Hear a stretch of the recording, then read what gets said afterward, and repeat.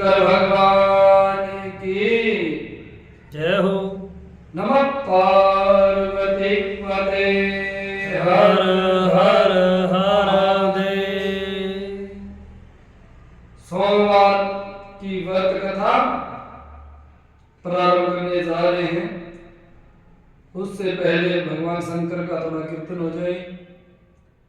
नमः शिवाय ओम नमः शिवाय नमः शिवाय ओम नमः शिवाय हर हर भोले नमः शिवाय नमः शिवाय ओम नमः शिवाय नमः शिवाय ओम नमः शिवाय हर हर भोले नमः शिवाय। बोलिए शंकर भगवान की जय हो। बोलिए हनुमान जी महाराज की जय हो।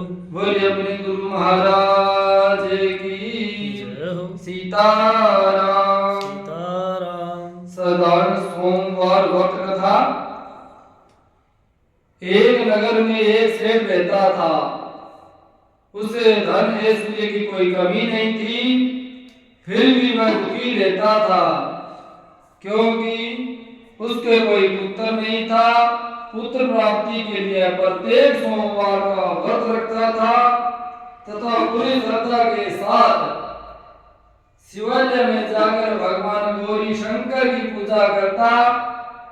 उसके भक्ति भाव से दयामयी मां पार्वती प्रसन्न हुई और एक दिन अच्छा अवसर देकर उन्होंने शंकर जी से विनती की, हे स्वामी, यह सेठ आपका परम भक्त है, नियमित रूप से आपका व्रत करता है, फिर भी पुत्र की अभाव के कारण पीड़ित रहता है। कृपा करके इसकी कामना को पूर्ण करो। दयालु पार्वती की ऐसी इच्छा को सुनकर भगवान शंकर ने कहा, पार्वती जी, यह संसार कर्म भूमि है, इसमें जो जैसा करता है वह वैसा ही भरता है। इस साहूकार के भाग्य में पुत्र सुख नहीं है। शंकर के इनकार से पार्वती निराश नहीं हुई। उन्होंने शंकर जी से तब तक आग्रह करती रही जब तक उसे पुत्र सुख देने की तैयारी न हो गई।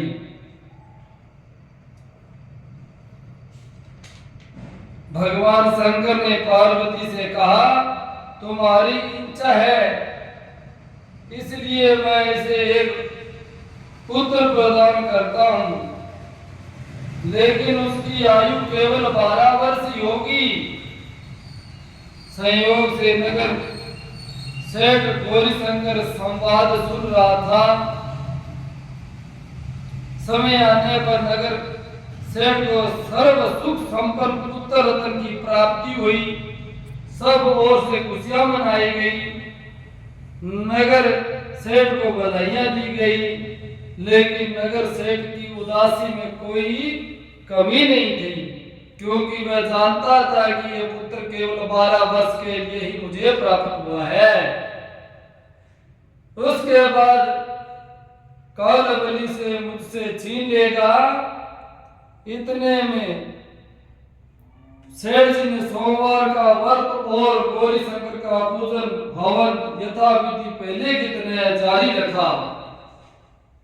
जब तक 11 वर्ष का हो गया तो वह पूर्ण युवा जैसा लगने लगा।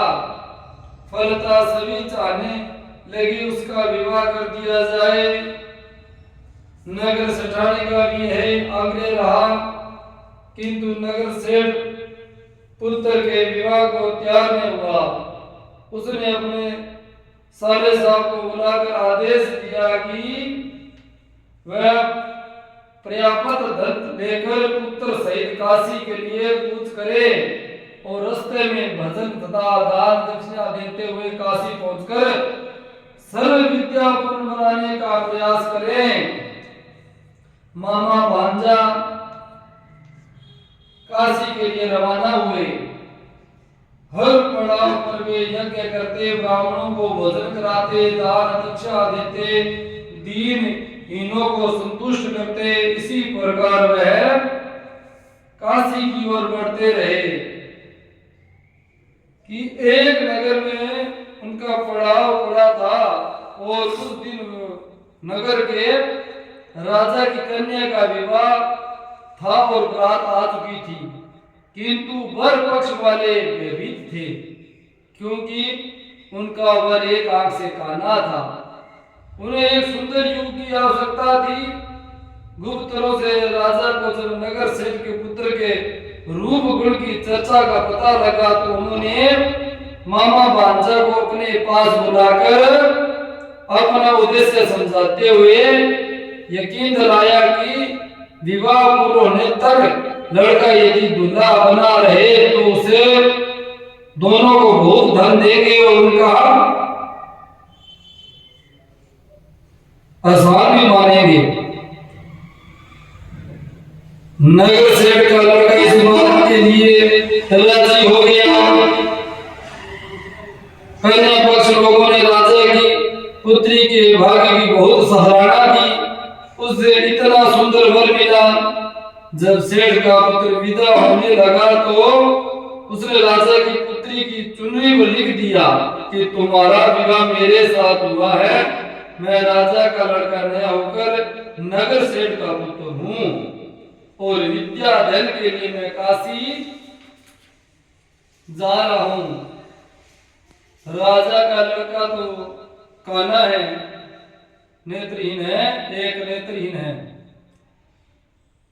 राजा की लड़की ने अपनी चुनरी पर कुछ लिखा हुआ देखा तो उसे पढ़ लिया। विदा के समय काने लड़के के साथ जाने से इनकार कर दिया। फलतः राजा की बारात खाली हाथ लौट गई। नगर सेठ का पुत्र काशी जाकर पूरी श्रद्धा और भक्ति के साथ विद्या अध्ययन में जुट गया। उसके मामा ने यज्ञ और दान पुण्य का क्रम जारी रखा। जिस दिन लड़का पूरे 12 वर्ष का हो गया उस दिन भी और दिनों की तरह यज्ञ आदि करते रहे। तभी उसकी तबीयत खराब हुई। वह मकान के अंदर ही कमरे में आकर लेट गया। थोड़ी देर में मामा पूजन को उसे लेने के लिए आया तो उसे मरा देखा। उसने अपनी छाती पीटी। जब उसे होश आया तो उसने सोचा कि यदि मैं रोया चिल्लाया तो पूजन में विघ्न पड़ जाएगा और ब्राह्मण लोग भोजन त्याग चले जाएंगे।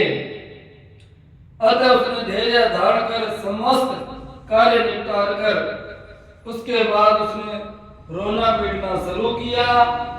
उसे सुनकर सभी हृदय विदरण होने लगे। सौभाग्य उसी समय उसी रास्ते से गौरी शंकर जा रहे थे। गौरी के कानों में करुणा क्रंदन आवाज पहुंची। उसका वात्सल्य पूर्ण हृदय करुणा में भर गया। सहित स्थिति का ज्ञान होने पर उन्होंने शंकर भगवान के आग्रह किया कि हे वे बालक को पुनः जीवित प्रदान करें। शंकर भगवान को पार्वती जी की प्रार्थना स्वीकार करनी पड़ी। नगर सेठ का इकलौता लाल पुत्र जीवित हो गया। शिक्षा समाप्त हो चुकी थी। मामा भांजे दोनों वापस अपने नगर के लिए रवाना हुए।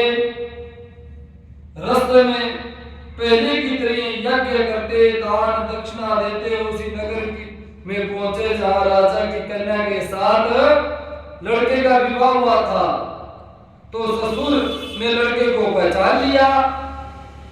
आदर के सत्कार के साथ उसे राजमहल में लाया गया। शुभ मुहूर्त निकाल कर कन्या और ज्वाई को पूर्ण देश के साथ विदा किया। अब नगर सेठ का लड़का पत्नी के साथ जब अपने घर को पहुंचा तो पिता को यकीन ही नहीं आया। लड़के के माता पिता अपनी हवेली के छत पर चढ़ बैठे थे।